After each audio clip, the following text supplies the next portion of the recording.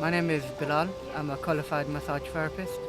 Currently on my gap year, and I have aspirations to become a physiotherapist.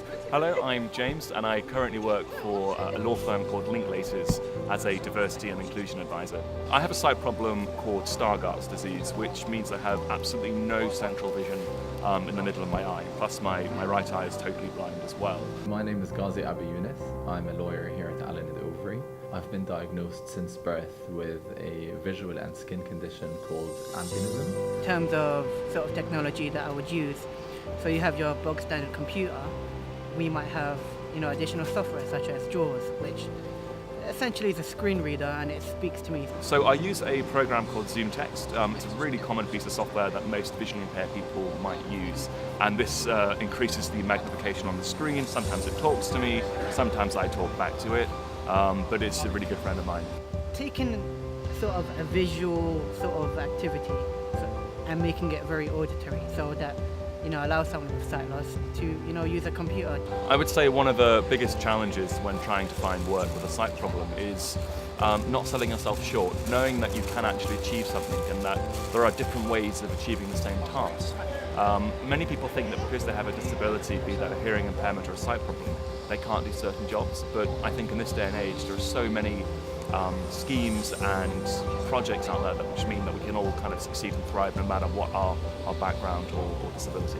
With me, because it's been there since the very beginning, I had to accustom to it at a very young age, and even going through school, going through university, now at work, I always had my reasonable adjustments, and I would always aim to focus on the things that I could be good at, rather than think of my impairment as something that could potentially hinder me from achieving my goals. It's about having the confidence to tell people I need help with this, or telling your colleagues that actually the way that you do something doesn't work for me, how can we best work together, because that's what workplaces are like. It's about give and take and it's about communication. So my biggest tip for someone with a sight problem is just learn how to communicate your sight problem, but also learn how to communicate the things you can do well, your skills, and what makes you the best candidate for that role.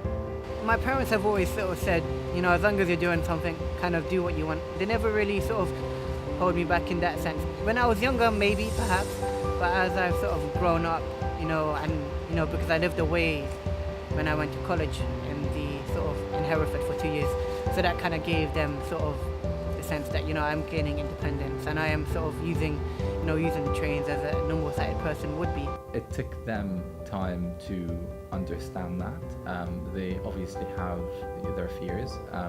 With a son who is visually impaired, my mum till this day fears that I might get run over if I'm walking in the street, and that's fine, but we have to be careful, and eventually parents have to understand that there is a lot to learn, and visually impaired children will definitely need their support, but they can't stop in their way if that's an education that they want to go after, and the parents are happy to support them with that, then I would definitely encourage it, and there always has to be an open conversation.